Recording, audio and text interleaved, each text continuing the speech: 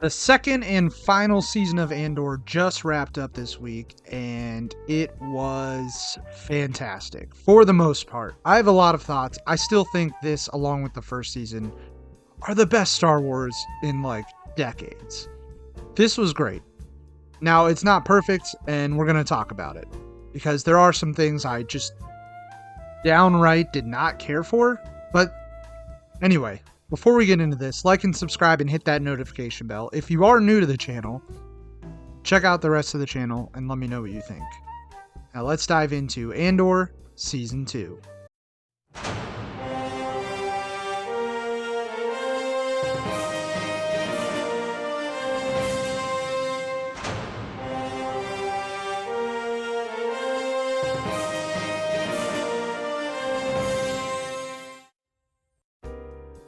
Star Wars is very important to me, and it has kind of sucked for the past 15-20 years, to be honest with you.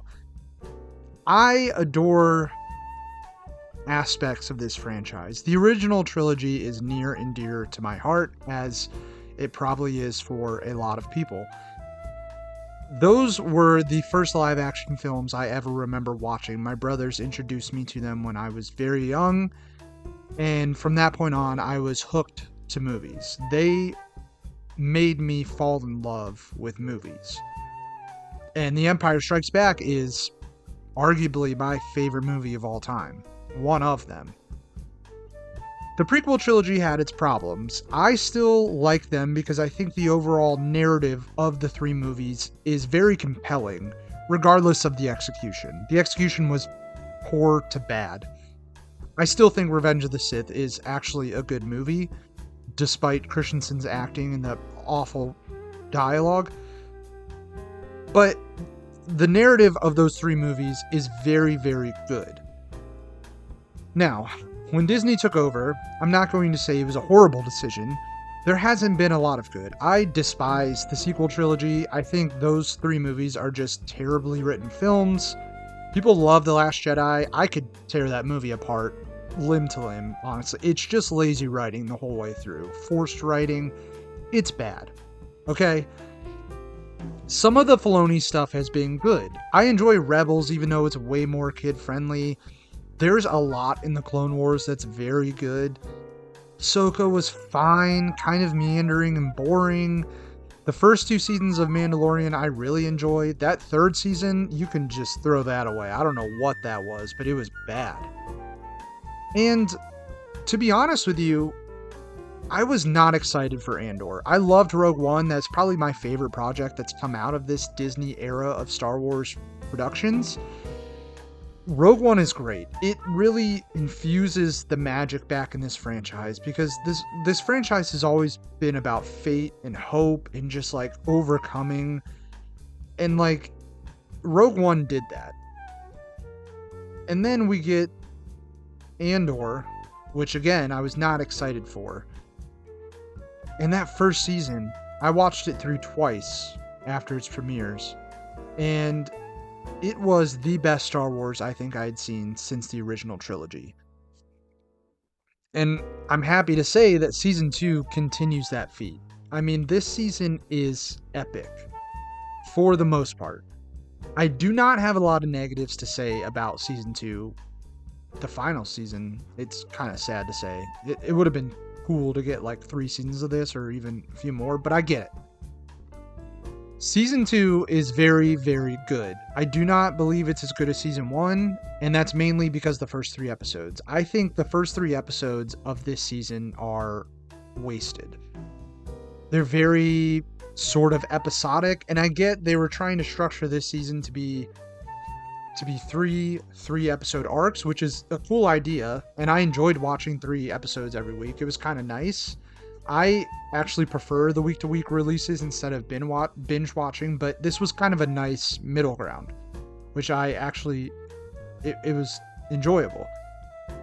However, those first 3 episodes are basically reintroducing us to all the characters and seeing where they are now, and they spend 3 episodes doing that, and the rest of the storylines around them just are not all that compelling.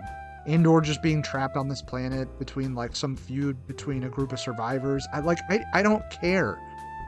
The opening scene when we open with Andor and he's planning on how to steal this like newly produced Empire ship, which is basically a new, better version of a TIE fighter, a different version of it.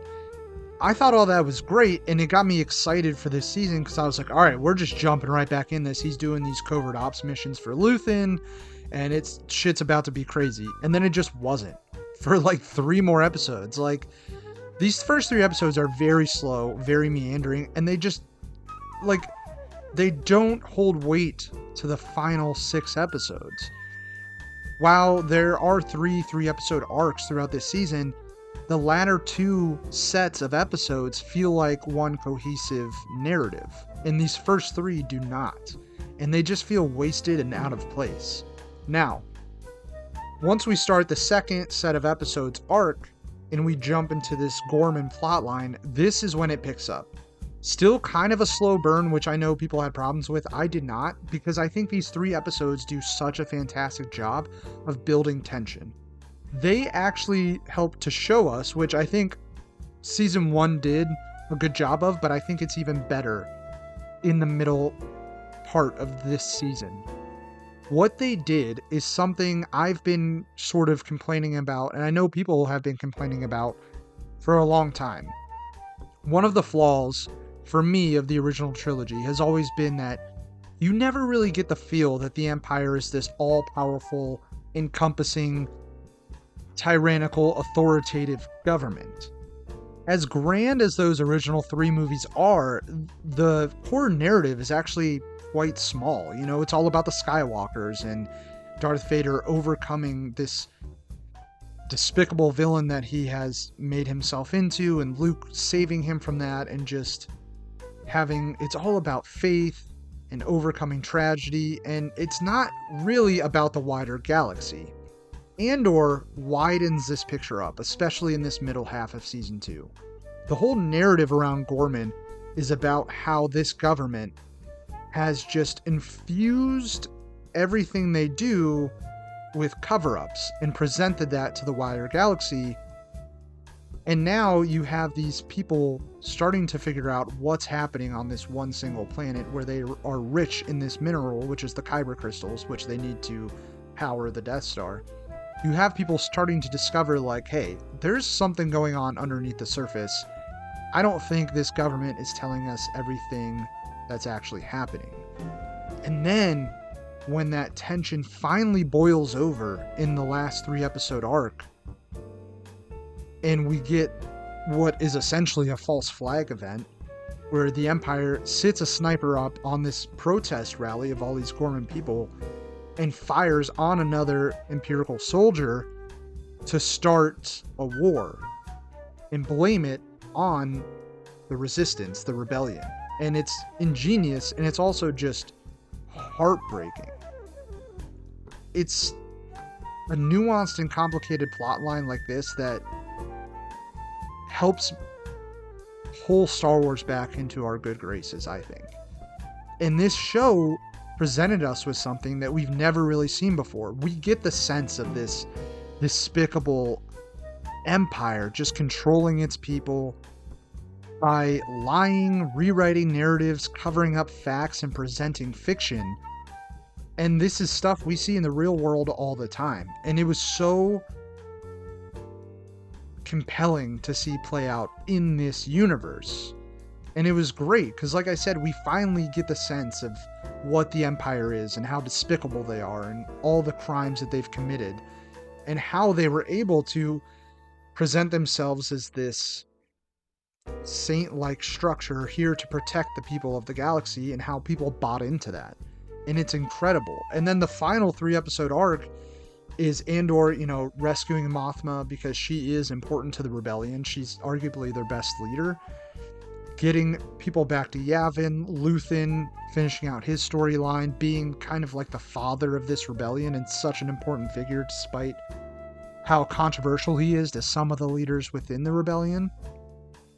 And then that last episode kind of leads right into Rogue One. It leads right into him Andor and Kay's mission to go find this whistleblower, pretty much, that leads into the events of Rogue One. And I thought these two sets of 6 episodes were fantastic. Some of the best Star Wars I've ever seen. Again, great at building tension, fantastic about just conveying emotion and presenting this just gut-wrenching but just captivating storyline.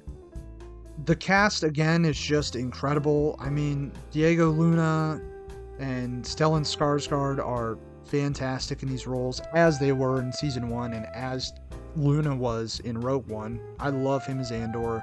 This character is so incredible. Genevieve O'Reilly as Mon Mothma is fantastic.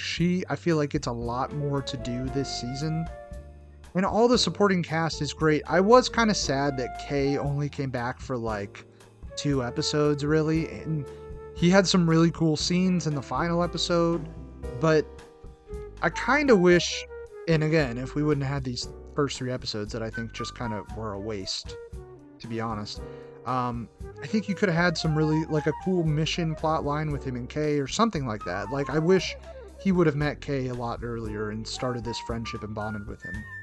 The other thing I kind of have a complaint about is there's a lot of time jumping in this season. There's like 2-year time jumping in between these episode sets, which is just kind of odd. It makes me think like maybe we could have done 3 seasons of this, because they jump the narrative a lot. Like, they go on these missions, the Gorman revolt happens, and then like they jump another year, and it's just odd. I feel like there could have been a lot of storylines we could have told, but again, I mean, this show is good regardless. I think Gilroy and his team did a great job at wrapping up all the storylines as well. Honestly, one of my favorites was Bix leaving Cassian. It's heartbreaking, but it's so interesting. They meet this woman on the Yavin base who definitely has a connection with the Force, and she sees something in Andor. She's like, you are an important piece of this rebellion, and you are the spark that this rebellion needs. And ever since that moment, Bix has just she's off the rest of the season, and then she leaves Andor to go just live in peace pretty much until the rebellion's over. And she doesn't tell him because she knows that he will serve a purpose going forward. And so she does this self-sacrifice of leaving the man that she loves and she wants to spend her life with, because she knows that without him, the rebellion can't succeed. And it's just this very, very just compelling and emotionally charged turn of events. And then in the end, the last shot of this entire series is Bix with a baby. Clearly, they're alluding to it being Cassian's, and you just get like, it's just so much more heartbreaking, but it's just like inspiring at the same time. And even like Luthen's storyline, I think him like dying and just becoming this legend of the rebellion is fantastic. We get the Cyril's storyline wraps up with him confronting Andor and then getting killed. His was the only one I kind of had a problem with. I was like, really, we couldn't do more with Cyril? Maybe like bring him over to the rebellion? But he was definitely a very interesting character this season because he finds out late about what is actually taking place on Gorman. This whole time, he figures out when it's way too late in the game that he's been deceived by the Empire. He thinks he's been helping them just sort of build up this small rebellion to give the rebels hope so the Empire doesn't look as at fault for these events. He thinks he's a hero in this situation, and then he finds out during the Gorman revolt and during the false flag and the massacre that he was being used by Dedra and the Empire to kind of push these people forward, having no idea what they were doing in the background with the Kyber crystals and mining this planet. And he confronts Dedra, his own wife, towards the end, and he's like, what the fuck did you do? Like, this is not what I signed up for. And he's kind of tragically killed in the end, confronting Andor, and it's sad that we didn't really get to see him kind of come back to reality and, like, join the rebels, because he clearly had a problem with what was going on.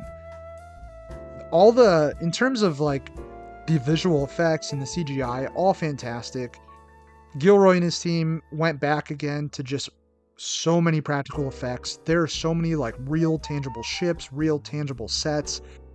You can tell that they put so much love and care into building these elaborate set pieces. It doesn't feel like The Mandalorian where you clearly can tell everything's being filled on the volume, where it's just like everything feels so condensed and small. All of the sets in this feel very expansive and very real. I also love that we get to see more of like planets that we were familiar with, like more of Yavin. We've never really got an expansive look at that planet.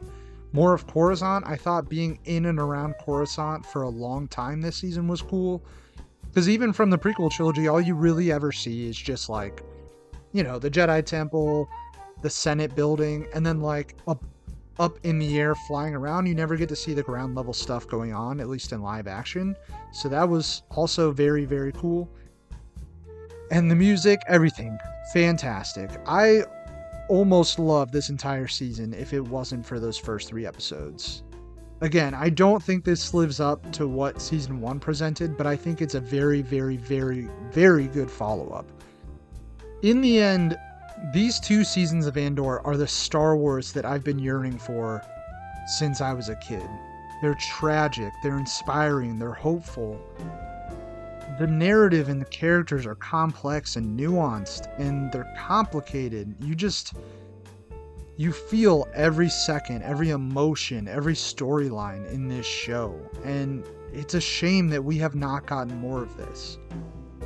I really, really hope that this franchise and Disney let Tony Gilroy take the reins of Star Wars and Lucasfilm and kind of flip it on its head. I've been so dissatisfied with this franchise that means so much to me for so long, and I don't want to be. It's not fun to constantly review these things negatively and just make fun of them and hate on them. I don't enjoy doing that. I want to see good Star Wars, and Andor is some of the best Star Wars in a long, long time. Please make Star Wars good again.